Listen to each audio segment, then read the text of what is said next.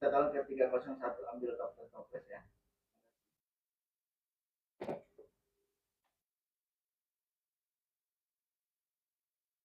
Kan udah mandi. Udahlah.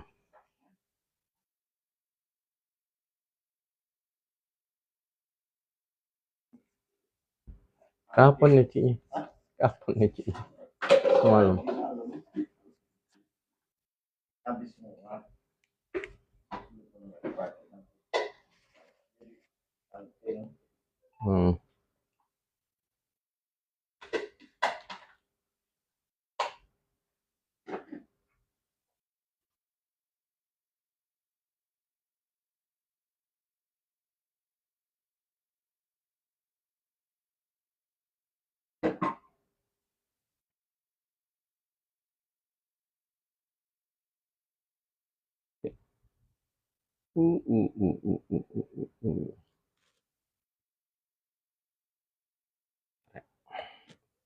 Nafsi, selamat gabung. Ya, kita mau bagi dulu.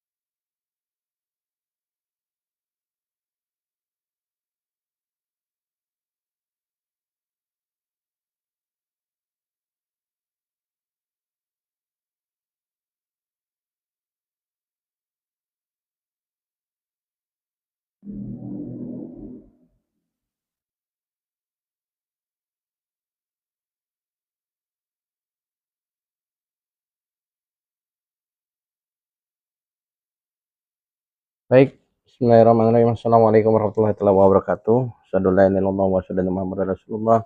Allahumma sholli ala Muhammad wa ala ali Muhammad, la haula wala quwwata illa billah.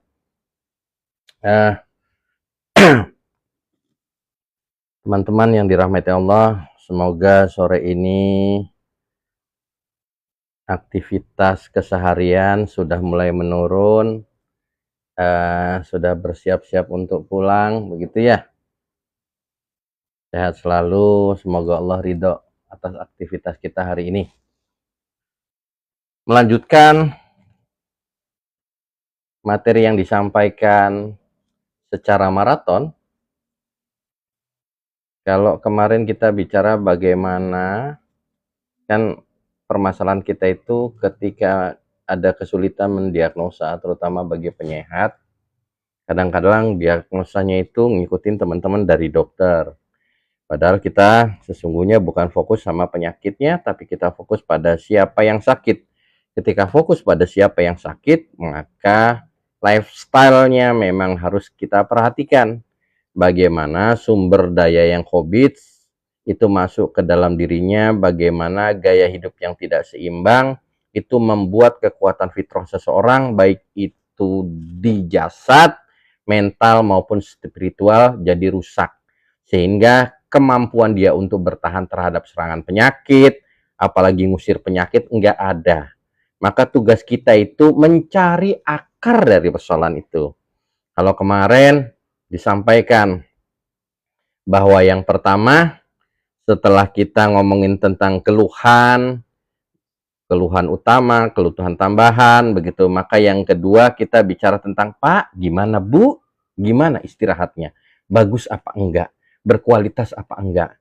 Tidur biasanya jam berapa?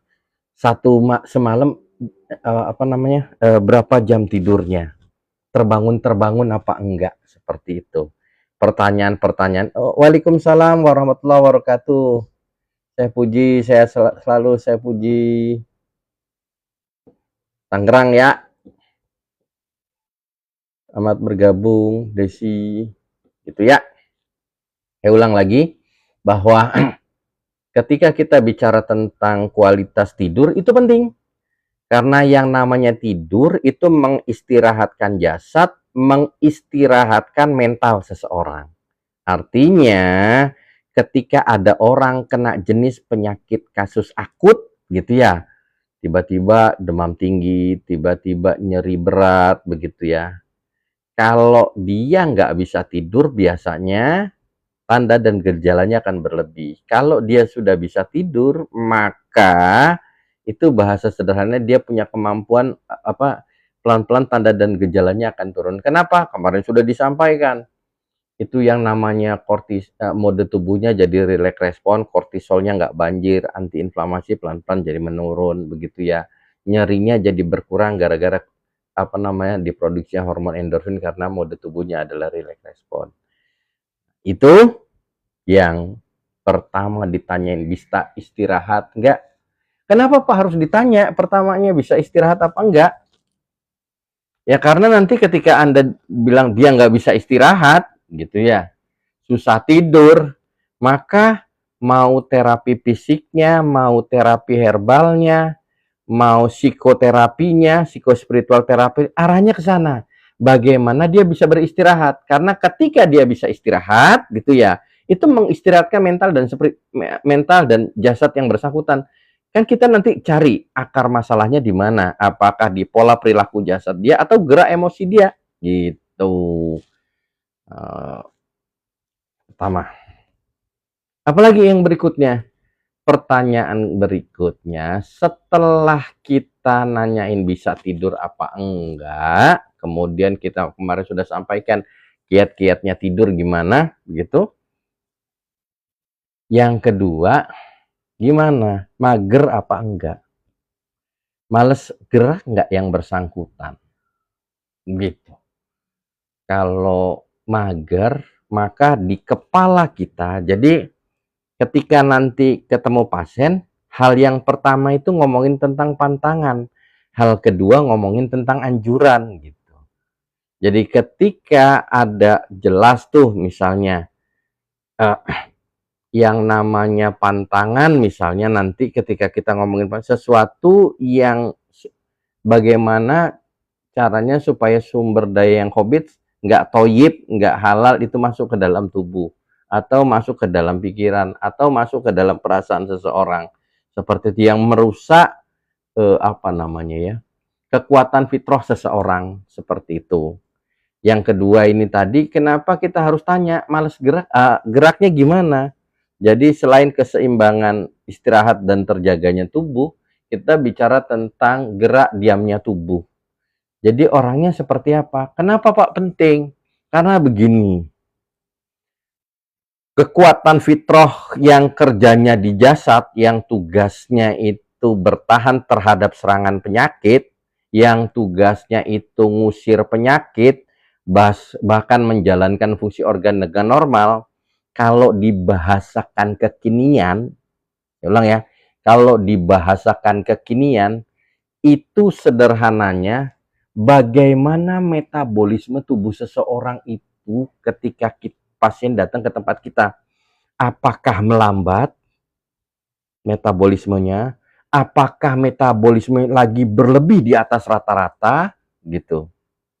Atau terhambat? Intinya begitu. Bagaimana Pak? Apa bedanya metabolisme di atas rata-rata misalnya? Contoh misalnya begini.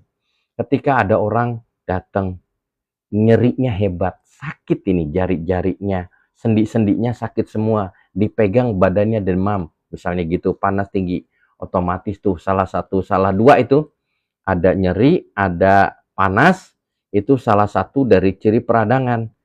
Metabolisme tubuh seseorang itu, sirkulasi darahnya lagi cepat, luar biasa, jantung kerjanya lebih cepat. Kenapa?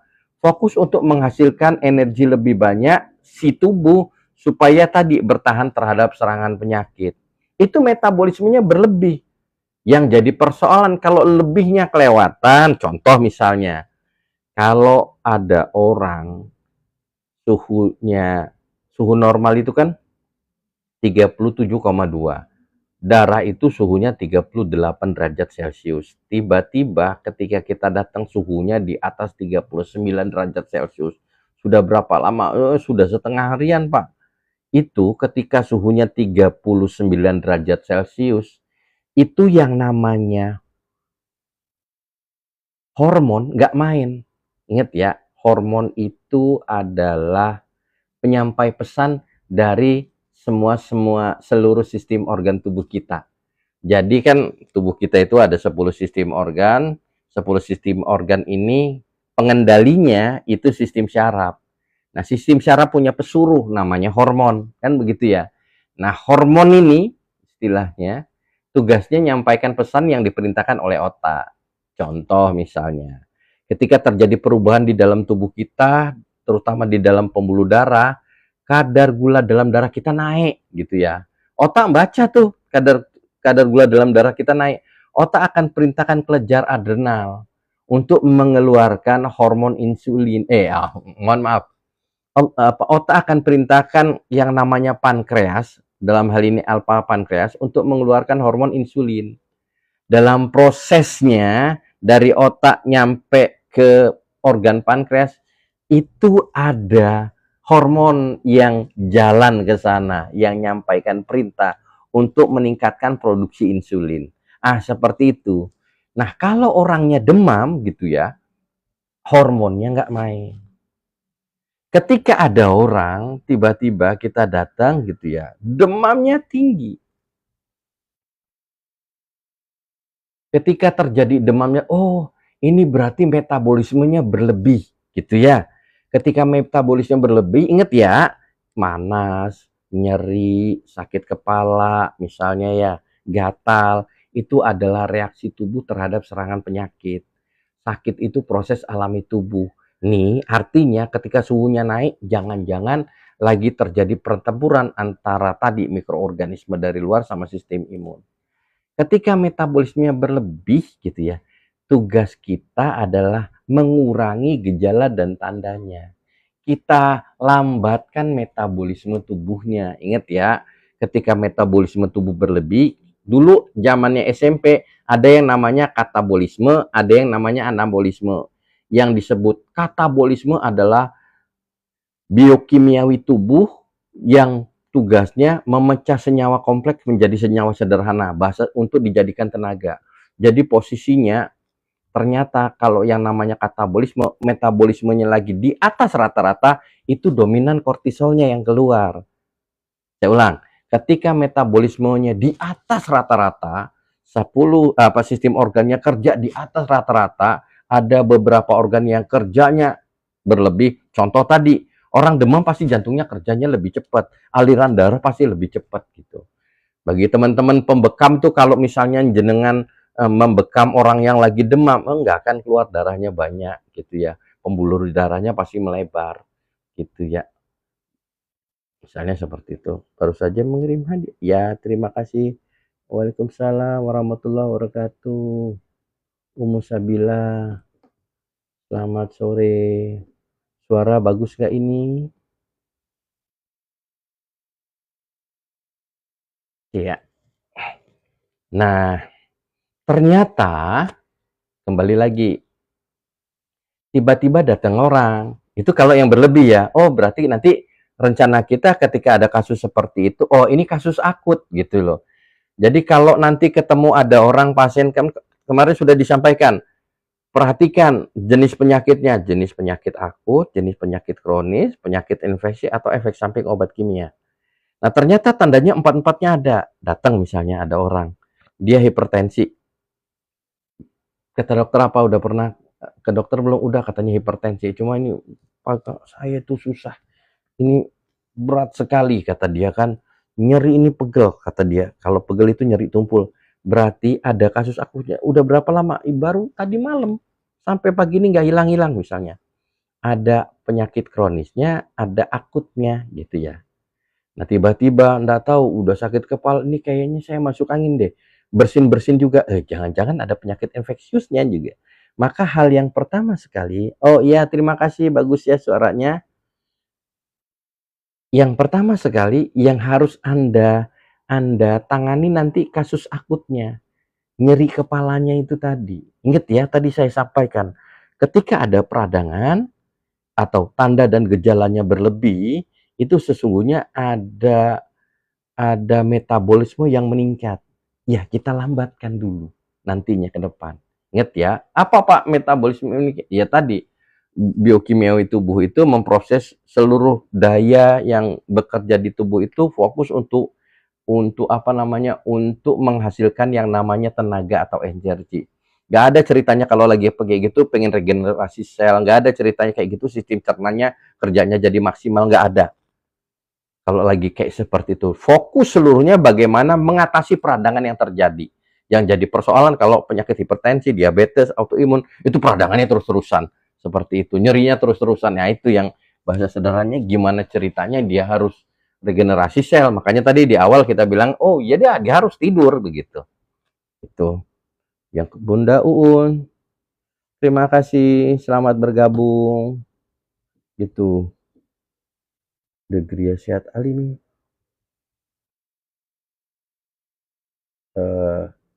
Kakak Tisna Surabaya, apa ya, lupa saya, Mojokerto itu ya. Musabila, saya lupa Musabila di mana ya.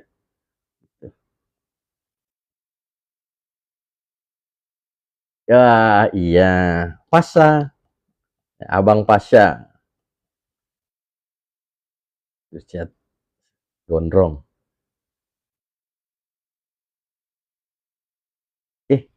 Daya, kenapa kita harus tanya yang namanya olahraga penting? Karena begini, kalau tadi dibilang ada kasus-kasus yang kalau kasus akut itu metabolismenya berlebih, ada kasus-kasus yang ternyata metabolismenya itu melambat karena banyaknya hambatan yang terjadi. Salah satunya adalah gerak tubuhnya tidak seimbang, gerak dan diam tubuhnya tidak seimbang, mager. Apa? Mager, malas gerak, itu dia. Nah, padahal selain tidur itu adalah tibun nabawi sederhana yang bukan hanya buat istirahat, tapi di sana juga ada terapi penyembuhan yang disampaikan Rasulullah dan dasar ilmu medisnya juga jelas gitu. Di gerak diam tubuh ini, bergerak itu juga penting. Saya ulang, penting banget gitu. Contoh misalnya, ya, untuk orang yang diabetes, kalau misalnya dia habis makan bergerak, seperti halnya ketika Nabi nyampaikan habis makan itu gerak 40 langkah, kita habis makan itu gerak santai ya minimal 15 menit, kalau perlu 30 menit gitu ya. Itu akan mengurangi lonjakan spike, lonjakan kadar gula dalam darah tubuhnya. Karena kadar gula yang ada saat itu ketika dia berjalan cepat-cepat dibakar untuk aktivitas berjalannya sebelum setelah si makanan masuk ke dalam tubuh. Misalnya seperti itu. Atau misalnya nanti gerak jalannya di mix sama berlari. Kita bilang namanya berlari interval. Lari, jalan, lari, jalan, lari, jalan gitu ya. Ini ada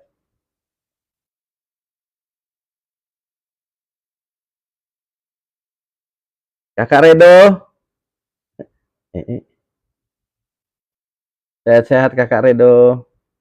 Ya, Semarang hadir Pak. Ya, terima kasih. Redo masih di Jambi ya?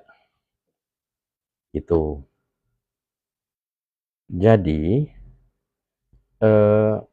ketika ada orang punya penyakit kronis dan degeneratif, memang penting yang namanya bergerak atau olahraga.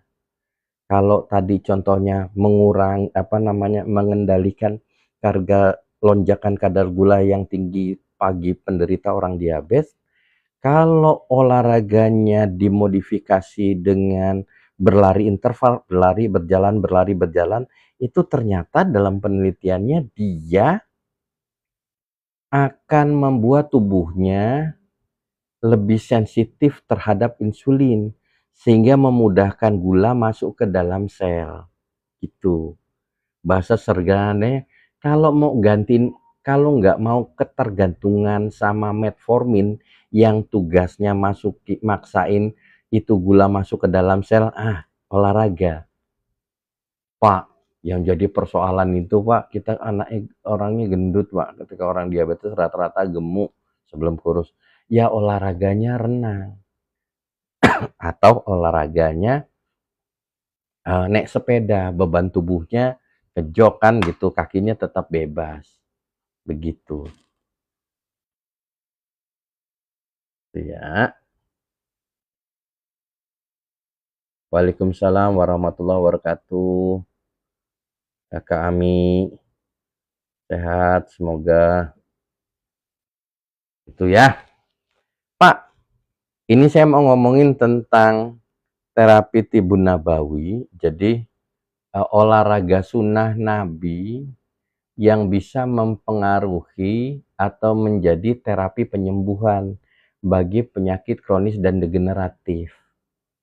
Saya pengen nyampaikan itu. Jadi obat itu untuk nyembuhin itu tadi. Ngikutin Nabi insya Allah jadi obat. Kalau tadi kemarin kita nyampaikan tidurnya Nabi, tidur, nutup nggak pakai cahaya, itu paling bagus untuk orang autoimun. Nah, sama ini orang diabetes itu penting.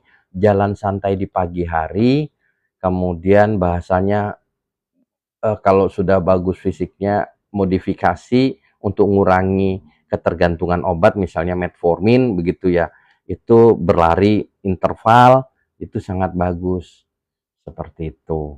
Nanti ketemu lagi, ingat itu saya jelasin secara analoginya ya, supaya kita paham, karena begini nih, tugas kita itu kan nyampaikan ke pasien. Kalau pasiennya sudah trust sama kita, apa yang kita sampaikan, dia percaya, dia yakini, kemudian dia paham, ketika dia melakukannya, dia bisa disiplin. Kadang-kadang ya, ketika kita nyampaikannya, enggak masuk di klien kita ini, belum percaya, dia belum paham. Percaya, tapi dia belum paham bergunanya terapi ini bagi yang bersangkutan, sehingga sehari, 2 hari, 3 hari, lewat seminggu, udah itu enggak. Sama aja lah kayak kita waktu ada wabah COVID gitu ya. Ketika ada wabah COVID, rame-rame rajin minum herbal, rame-rame olahraga, toko sepeda itu rame waktu itu gitu ya. Tapi sekarang mana? Hilang lagi. Kenapa? Karena apa yang kita lakukan disandarkan pada takut terserang penyakit, bukan disandarkan pada pemahaman bahwa saya harus sehat dan bagaimana caranya sehat gitu. Kalau pemahamannya supaya terhindar dari penyakit gitu ya, pemahamannya supaya nggak sakit gitu ya, maka ketika dogma, ketika provokasi, ketika media nggak nyarin tentang penyakitnya, udah hilang. Tapi kalau disiarin terus-terus kan kita ketakutan, wah langsung panik begitu. Nah, ketika ketemu pasien, ini suaranya masih jelas nggak ya? Soalnya mic-nya kadang-kadang habis baterainya. Oke, bagus ya. Bagus ya, oke. Jadi, kan kita supaya ngasih pemahaman. Kalau pasiennya sudah yakin, percaya sama kita, enak ngomongnya gitu ya. Nah, kita itu memahamkan pasien. Kalau pasiennya paham, karena disiplin itu dibangun atas pemahaman yang kuat. Nah, supaya pasiennya paham, kita juga harus paham, gitu ya. Saya mau memahamkan nih, bagaimana manfaatnya olahraga sunnah itu bagi tubuh. Misalnya nih, Ketika Anda jalan santai, saya ulang ya, jalan santai.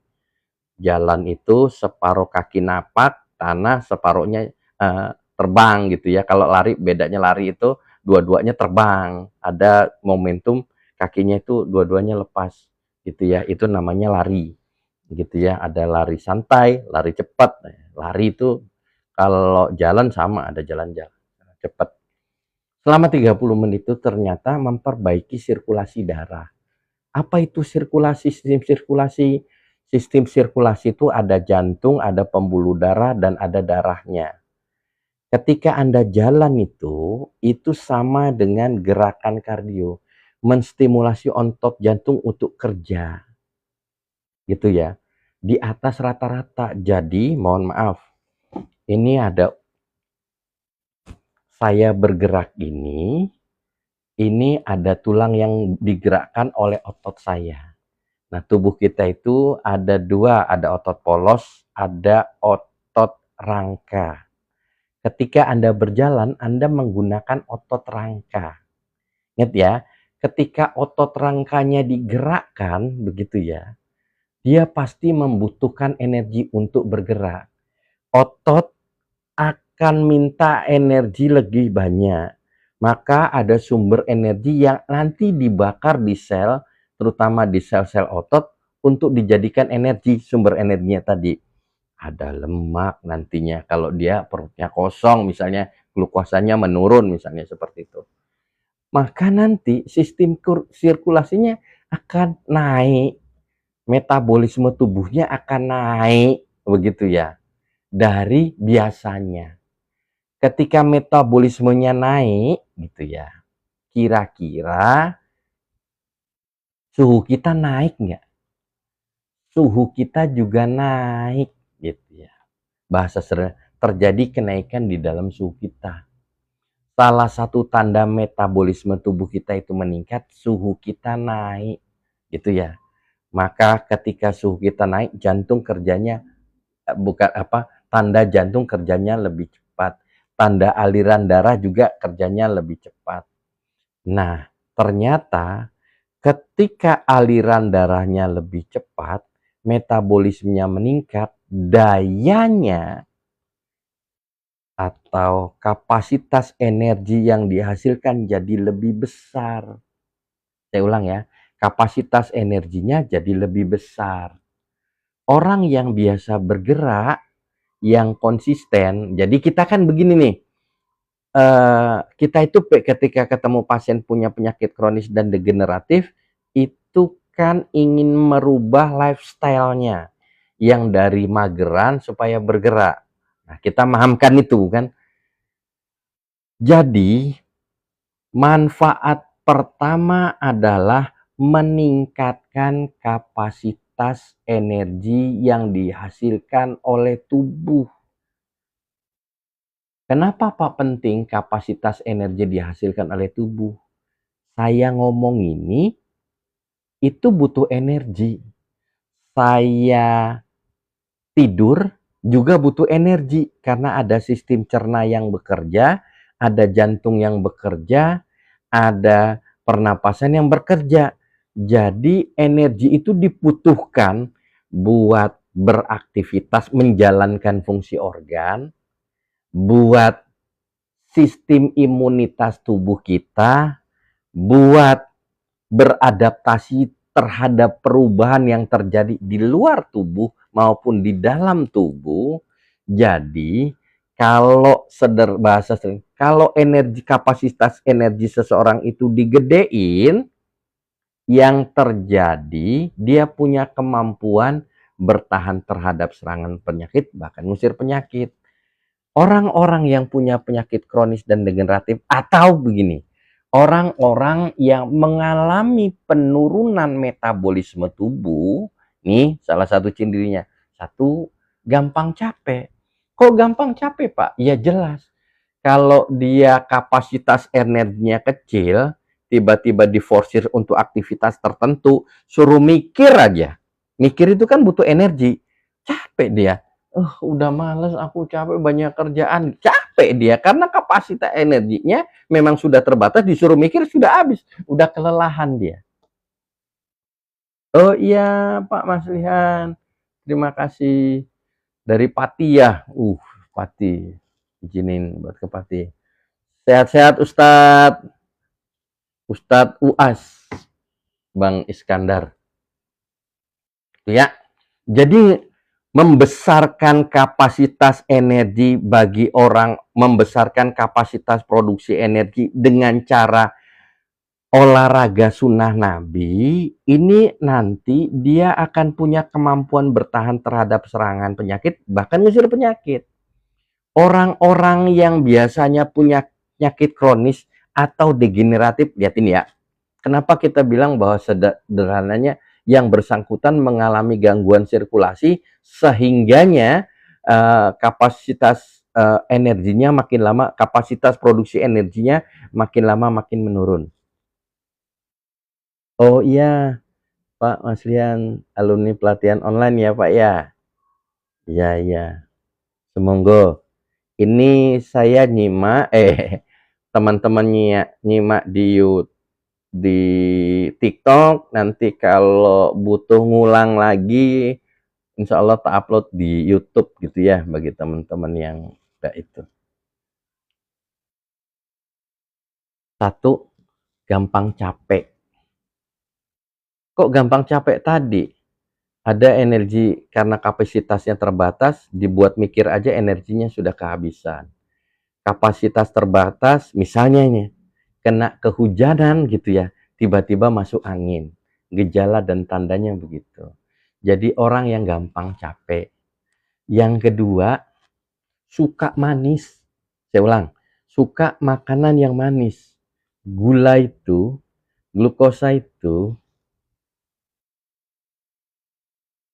glukosa itu materi yang, oh ya kakak, ini ngobrol kak, bagi teman-teman yang mau tanya langsung nggak apa-apa, di sini juga bisa. Ini balikinnya gimana? Ini balikin ininya gimana ya? Kok jadi begini nih? Ada yang tahu? Pak Maslihan mau bergabung, undang juga Pak Maslihan. Kita ngobrol di sini. Undangan dikirim. Ini kalau hilang gitu. Tapi aku nggak tahu. Assalamualaikum Pak Tri. Waalaikumsalam Pak Maslihan. Apa kabar Pak? Baik, saya ikut di grup khotbah Bekam Sehat juga. Oh, iya. Juga pernah ikut Bekam di depan hukum. Kayaknya adminnya Mbak Dian dari Palembang tuh. Oh iya. Dian Wareta Palembang ya. Ya betul, teman itu sering. Iya. Komunikasi ya. Saya baru ini live gini, jadi saya bingung ini. Sebetulnya sebelum live streaming harus off kan di pengaturan agar tidak mengundang.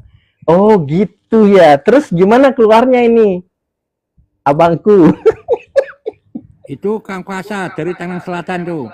Iya, Kang Paksa. Ini gimana ngeluarinnya? Iya. Suruh naik aja tuh. Waalaikumsalam Bu Zulaika. Oh ya. Udah tahu naiknya gimana nih. Oh.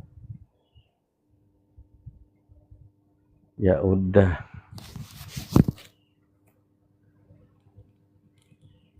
Sebetulnya sebelum live streaming harus off-kan di pengaturan agar tidak mengundang. Oke. Tadi saya pencet-pencet ada tulisan mengundang, saya pencet gitu. Mudah-mudahan lah nanti berikutnya bisa ini ya.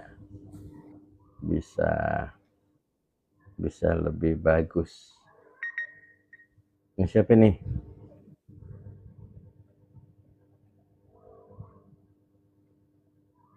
Amin. Oh, Jasa Indonesia, Kang Pasa kayak gini. Iya. Oke. Saya lanjut aja ya. Jadi, ternyata kalau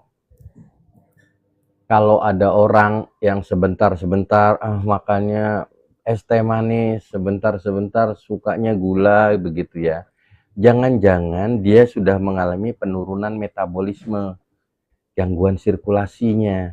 Jadi kapasitas tubuh menghasilkan energi lebih banyak itu jadi menurun. Itu tadi, orang yang nggak pernah gerak gitu ya, ototnya kan nggak terjaga. Ini kita makin tua. Pak Mas Lian umur berapa, Pak? Puluhan, Pak. Usia Gigi saya juga jenengan. udah omong. Jadi, orang tuh makin tua, itu masa ototnya makin kecil, Pak. Otot itu kalau nggak pernah dipakai, makin lama makin hilang masanya. Jadi kalau sering dipakai, dia akan tumbuh dan berkembang. Gitu. Kakak Anggi, sehat-sehat, gitu ya. Gitu.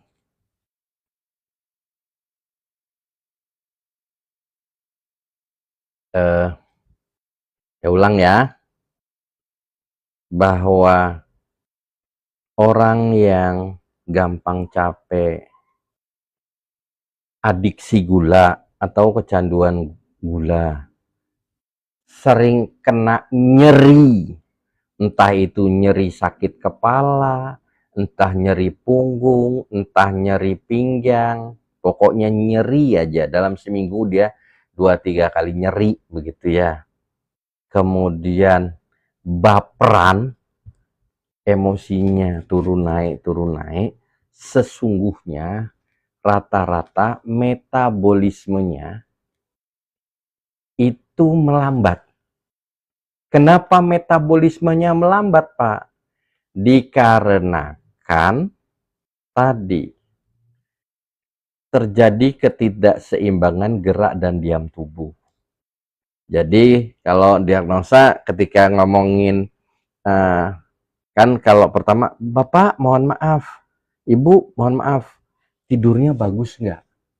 Susah tidur, Pak.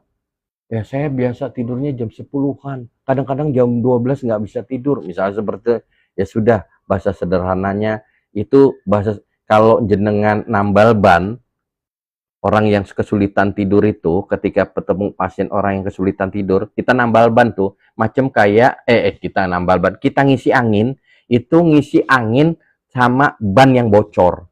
Jadi sekalipun Anda dikasih terapi fisik, dikasih terapi herbal, nutrisinya bagus, kalau tadi bannya bocor, diisi angin, ya tetap gembos gitu. Banyak kebuangnya. Gitu ceritanya. Itu kalau kesulitan tidur. Bagaimana tadi kalau mageran, malas geraknya, tadi kapasitas energinya untuk kemampuan dia bertahan serangan penyakit itu nggak kuat. Jadi gampang nanti akan tanda dan gejalanya itu akan berlebih ke depannya seperti itu. Nah, satu-satu. Yang pertama jalan. Jalan itu banyak manfaatnya. Yang pertama tadi meningkatkan kapasitas energi. 30 menit ya. Tahu saya 30 menit. Tahu saya 30 menit jalannya santai. Yang kedua, meningkatkan detoksifikasi di tubuh. Jadi gini, kalau yang namanya sistem sirkulasi, organ tubuhnya kan ada darah, pembuluh darah, sama jantung. Darah itu tadi, tugas sel darah merah itu mengantarkan nutrisi sama oksigen ke dalam sel. Sehingga sel, dalam hal ini ada organ, ada bagian sel namanya mitokondria, itu yang menghasilkan energi. Artinya kalau Anda rutinnya jalan, itu mitokondrianya akan produksi energi lebih banyak lagi, seperti itu. Bayangin coba kalau kemampuan dia melepaskan energi itu bisa 18 kali. Kok 18 kali, Pak? Jadi gini, kalau ada sel itu bisa menghasilkan 2 energi ketika dia nggak pakai oksigen. Tapi kalau pakai oksigen bisa menghasilkan 36 energi. Itu ya kapasitas. Saya pernah baca kalau habis makan diserahkan 30 langkah baru duduk. Ya, 40 langkah mungkin ya Pak ya, gitu. Hadisnya ada itu seperti itu. Ya. Itu yang pertama, apa namanya tadi, meningkatkan kapasitas energi seseorang. Yang kedua, sebagai detoksifikasi.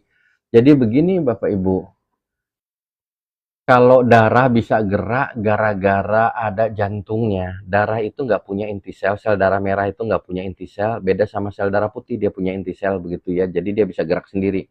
Nah, yang namanya sel darah merah itu juga nggak ada inti selnya, jadi dia bisa bergerak kalau ada pompanya. Nah, selain darah, ada sistem imun yang letaknya dia mengalir lewat yang namanya cairan limpe. Cairan limpe ini terdapat di aliran pembuluh limfatik kita. Ya, lebih banyak pembuluh limfatik daripada apa namanya aliran darah jumlahnya itu. Nah, pembuluh darah limfatik ini tempatnya sistem imun spesifik kita. Kopassus kita lewatnya situ. Bahasanya dia akan patroli ke seluruh tubuh kita. Kalau ada sel abnormal, kalau ada toksitas yang tinggi atau racun atau mikroorganisme yang masuk ke dalam tubuh, dia yang mengeliminir, makanin fagosit. Nah, yang jadi persoalan itu gerak dia nggak akan cepat, nggak akan lancar, nggak akan bagus kalau yang bersangkutan itu nggak pernah gerak, mager.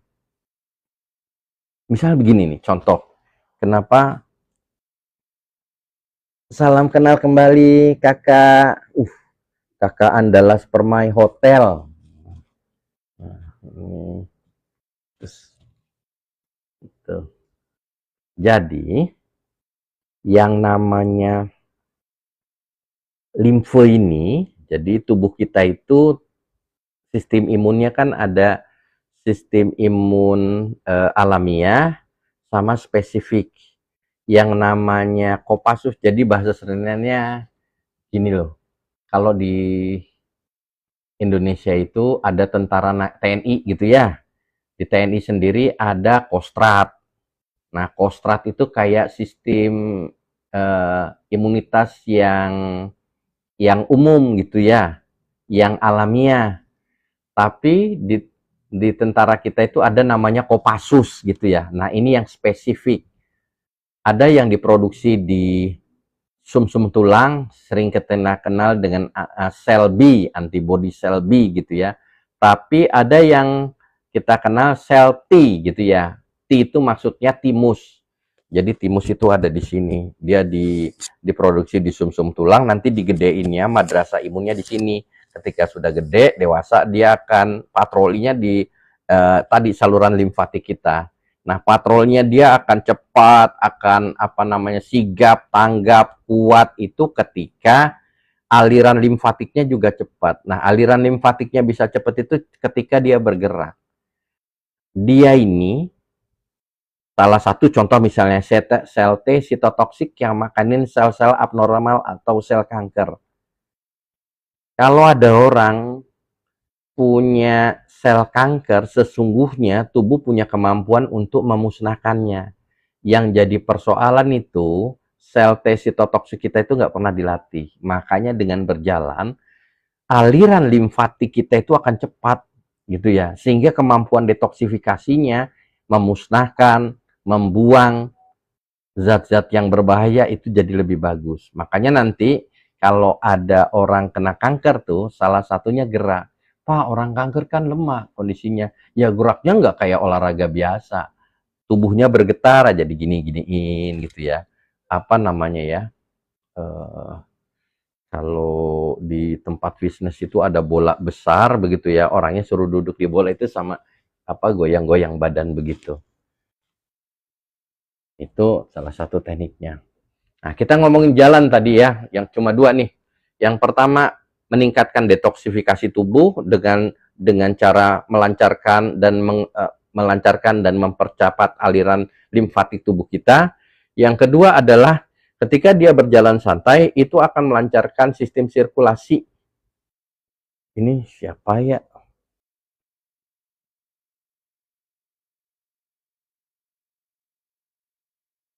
Oh, iya, iya.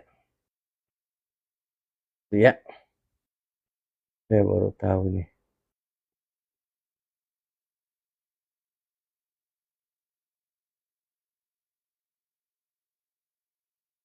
Oke.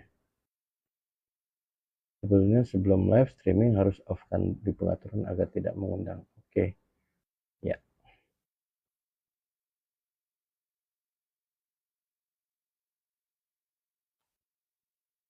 Oke. Itu kalau jalan. Pak, bagaimana dengan lari? Lari ini tadi lari yang lari interval dia akan meningkatkan efektivitas sel, meningkatkan sensitivitas sel terhadap insulin. Sangat bagus untuk orang-orang yang diabetes. Lari yang interval tadi sama berenang. Berenang ini kan sunnah Nabi juga ya. Yang namanya berenang itu ternyata bagi orang-orang yang diabetes dengan kondisi tubuh yang berlebih, ini cocok. Anda nih, ketika berenang tuh ototnya gerak, Pak, saya nggak bisa berenang, nggak ada masalah. Anda nggak bisa berenang gitu. Apalagi kalau berenangnya di laut begitu ya. Kenapa, Pak? Yang namanya laut itu, berenang di pantai itu, di laut itu kan benar-benar di atas permukaan laut. Titik terendah dari dataran. Itu yang namanya materi, terutama kadar oksigen tinggi seseorang. Ketika yang bersangkutan itu bergerak sambil berenang, yang pertama tubuh otot rangka tidak dibebani oleh berat tubuh, sehingga ketika ototnya bergerak fokus ke pergerakan otot tanpa harus dibebani oleh berat badan. Itu yang namanya berenang. Kenapa? Maka ketika Anda berenang itu, setelah selesai berenang, biasanya 48 tuh yang namanya cadangan energi dibakar. Bagi orang-orang yang kelebihan berat badan, ini bagus di sini. Bagi orang-orang yang nyeri sendiri, bagus di sini. Karena ternyata ketika berenang, gitu ya, dengan teratur, gitu ya, berlari dengan teratur, ternyata menurunkan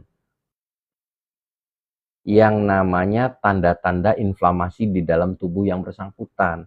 Kemarin sudah disampaikan orang-orang punya penyakit kronis degeneratif itu satu nyerinya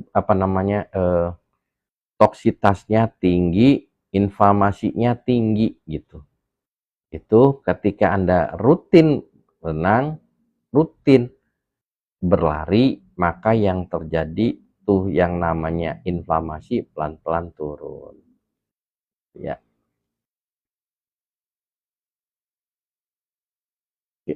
Apalagi Pak, aplikasinya gimana? Ya nanti gini, Bapak, Ibu. Satu hal sebenarnya, kalau Anda susah, Pak, saya nggak ada waktu untuk nggak ada waktu untuk jalan, nggak ada waktu untuk lari gitu ya. Orang-orang yang misalnya punya, ya sudah, bouncing aja. Bonceng tuh kakinya dijinjitin gitu ya, terus getar gini ya. Terus tangannya getar gini, itu namanya bonceng. Itu akan membuat sirkulasi darah tubuh akan terjadi peningkatan sirkulasi ya kayak gitu aja setengah jam aja udah panas badannya gitu. Artinya sirkulasinya jadi meningkat. Tuh ya. Oke, itu sunnah Nabi.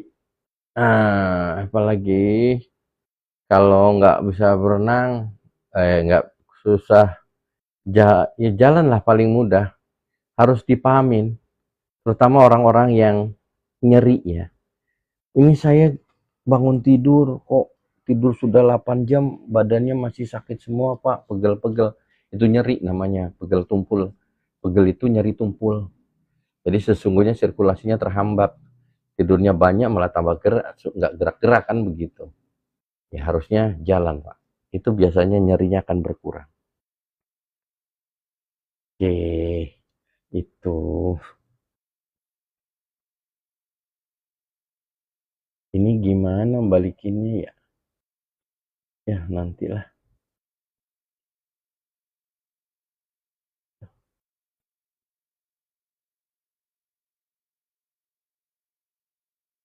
Oke.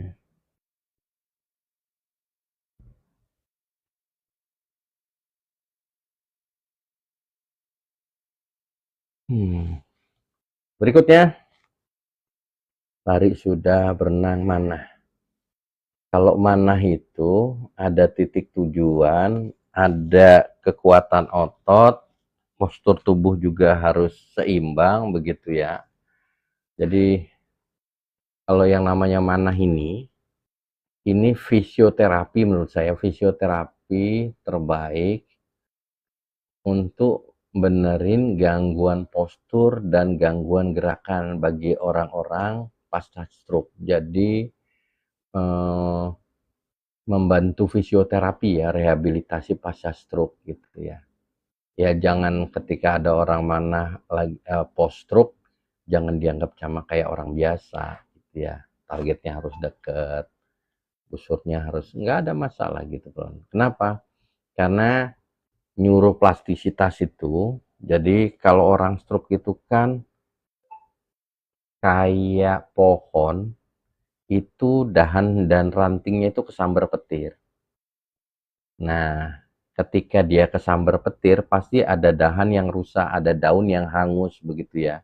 Makanya nanti tangannya nggak bisa gerak, tangannya berat, kakinya mau diangkat berat gitu. Nah, ternyata itu kalau dia mau tumbuh lagi, dalam teorinya itu yang namanya yang susah, paling susah regenerasi sel itu ketika sel saraf. Kalau sudah rusak ya nggak bisa diregenerasi kan begitu ya. Tapi sekarang nggak ada namanya teori neuroplastisitas gitu ya. Jadi dia akan tumbuh, berkembang, yang rusak tadi terjadi regenerasi sel ketika distimulasi. Stimulasinya 4. Stimulasi kognisi, stimulasi motorik, stimulasi sensorik, dan stimulasi lingkungan.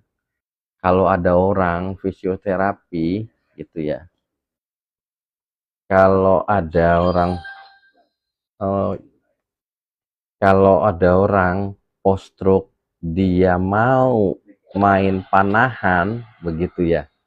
Ya, Jeng Juli, terima kasih. Nggak tahu nih siapa saya yang ngasih gift ya, terima kasih.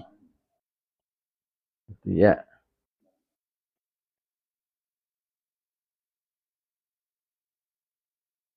eh,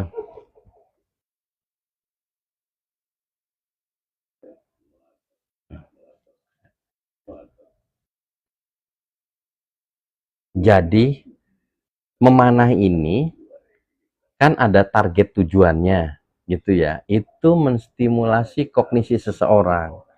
Ketika dia merentang begini, ada stimulasi yang namanya motorik yang bersangkutan gitu ya. Kalau dia sudah mau keluar, mau belajar mana gitu ya, ketemu sama orang-orang, itu stimulasi lingkungan yang bersangkutan gitu ya. Nah, itu kalau ada orang yang apa namanya yang kena stroke, stimulasi lingkungan dulu sebelum stimulasi motoriknya itu penting. Lingkungan itu faktor pendukung terbesar ketika yang bersangkutan itu mau fisioterapi. Kan yang rusak, kalau dulu waktu sehat, yang kontrol gerakan dia itu otaknya. Nah sekarang kalau otaknya rusak, ya distimulasi dengan banyak-banyak bergerak, begitu ya. Jadi yang bergerak bukan hanya ototnya aja, kognisinya, sensoriknya, kemudian lingkungan sekitar dia juga harus mendukung. Nah, kalau ada orang mau fisioterapi itu, suruh jalan aja. Dalam penelitiannya itu, exercise, olahraga sebelum fisioterapi, sama ada orang yang langsung fisioterapi, progresifnya itu jauh lebih cepat yang olahraga dulu, exercise dulu, berjalan dulu, angkat beban dulu gitu, baru fisioterapi. Itu bagi orang-orang yang apa namanya, yang post stroke gitu ya. Seperti itu. Bagi orang yang hipertensi gimana? Bagi orang yang hipertensi, ternyata kalau dia rutin berolahraga, satu, endorfinnya juga akan keluar lebih banyak.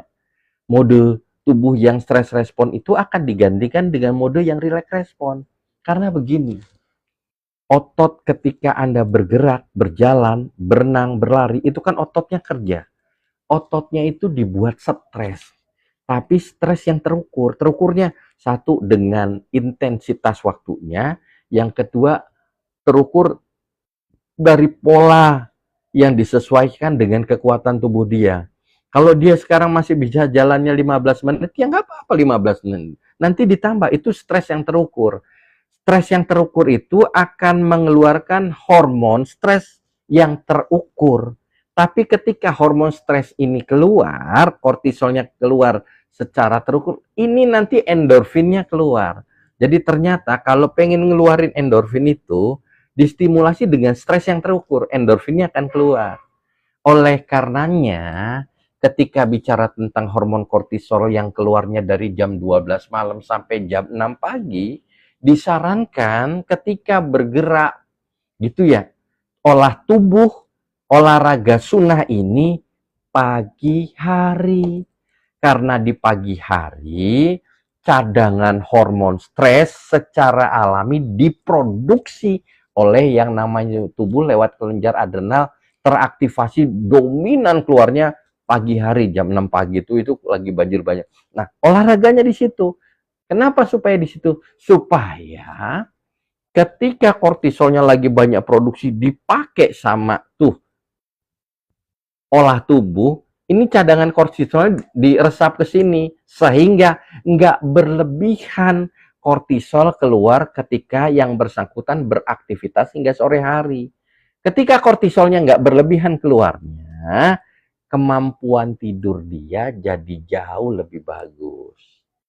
Jadi ada hubungannya nih ternyata. Pak, gimana saya sulit tidur? Olahraga dulu gitu teorinya. Lain sunnah Nabi, matiin lampu, tidur miring ke kanan gitu ya. Pak, saya nggak bisa mati lampu. Ya sudah, pakai penutup mata itu juga bisa begitu ya. Tidur miring ke kanan, tidurnya kalau bisa habis isya langsung masuk kamar. Minim-minimnya sebelum jam 10 malam Anda sudah di kamar, bersiap untuk tidur. 1 jam sebelum masuk kamar Anda tidur. Nah, itu yang harus Anda lakukan gitu.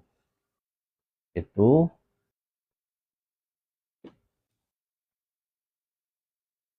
yang kalau di Zoom ada yang nanya di sini kenapa banyak yang diam.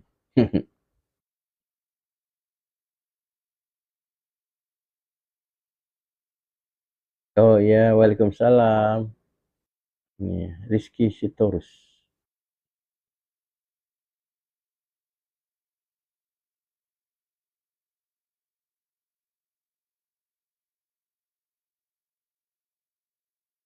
Ya, oke. Mungkin ada lagi sebelum kita udah dari 1 jam. Jadi habis olahraga, bagaimana dengan nyeri dari tulang belakang? Untuk rangka Pak, misalnya gangguan nyeri di tulang belakang begitu. Ya bagus. Kalau saya sih terus terang misalnya ada dislokasi tulang belakang begitu ya. Bahkan ada cedera otot di otot rangka. Saya lebih cenderung sebelum saya pegang untuk mijetnya, saya suruh berenang. Mijet nih, set set set, oh ini ternyata cedera ototnya. Ya, saya bekam gitu ya untuk mengurangi nyerinya. Tapi kalau misalnya saya pijet itu, kalau mijetnya kan dari atas ke bawah gitu, saya lebih cenderung dia gerak mandiri sendiri. Jadi kalau dia gerak mandiri sendiri, yang paling bagus adalah berenang. Kalau berenang itu ototnya kan gerak semua. Ketika ototnya bergerak semua, kalau ada orang yang cedera otot itu gampang benerinnya ketika dia berenang sehari, 2 hari, 3 hari gitu ya. Tiap hari berenang, kemudian datang lagi ke kita. Ngurutnya enak gitu. Kalau untuk cedera otot lagi, jadi mager kalau ada pasien yang mager, kasih tahu bagaimana berjalan, berlari, berenang, kalau berkuda kan mahal gitu ya, berenang, manah gitu ya. Itu ada olahraga sunnah yang mempunyai dampak bukan hanya preventif dan promotif. Dia punya dampak kuratif. Dia punya dampak menyembuhkan bagi penyakit-penyakit kronis dan degeneratif. Orang berenang itu ternyata meningkatkan jumlah bakteri yang tugasnya melindungi usus halus. Berenang itu. Gitu. Ada jurnalnya, ada. Gitu. Masuknya di mana? Masuknya di pantangan dan anjuran. Berenang ini, berjalan ini maksudnya di anjuran. Gitu ya. Setelah tanya bisa tidur apa enggak, setelah tanya, jadi nanyanya kalau, Bu gimana? Misalnya kan pertama, keluhan utamanya apa? Apa? Kenapa kesini? Kenapa? Gimana kabarnya? Oh, nggak bisa tidur, udah berapa lama? Kan pertanyaannya begitu. Oh, nyeri sendi, udah berapa lama? Oh, sakit kepala, udah berapa lama? Saya ini diabetes, udah berapa lama? Jadi ketika kita bicara udah berapa lamanya itu untuk mengetahui kasus akut apa enggaknya. Yang kedua, sudah tanya penyakitnya, kata dokter begini-begini, ya tanya. Tidurnya gimana? Bagus apa enggak? Gitu. Kalau sudah tidurnya bagus apa enggak, sudah nih, misalnya, susah sekali tidur, sudah conteng. Berarti nanti gimana caranya tidurnya, gimana caranya terapinya, nunjang tidurnya dulu sebelum ngobatin yang utama adalah menurunkan tanda dan gejalanya, kemudian fokus pada bagaimana caranya pasien kita itu tidurnya berkualitas. Yang kedua, tanya, ketika bicara tentang males gerak apa enggak, aktivitas dia bergerak itu bagaimana, yang paling enak tanyain gampang capek enggak. Karena kalau misalnya orang yang gampang capek biasanya gangguan sirkulasi darahnya. Yang kedua, gampang masuk angin, kena flu enggak? Karena ketika orang kena flu itu kan penyebabnya virus. Yang namanya sistem limfatik itu di dalamnya ada yang namanya antibodi, ada yang namanya sel T, sel khusus, kopassus khusus yang aktif. Kalau keaktifannya minim gara-gara nggak bergerak, wajar kalau misalnya dia sering terkena serangan flu. Yang ketiga, sering sakit kepala nggak, sering nyeri nggak gitu, entah nyeri kepala, nyeri punggung, nyeri pinggang. Yang keempat, adiksi gula nggak, sebentar-sebentar pengen makan, stres dikit pengen makan, ini dikit pengen yang manis-manis. Itu adalah salah satu tanda orangnya metabolismenya melambat. Melambatnya biasanya gara-gara tadi nggak banyak gerak, mager dianya, gitu, males gerak.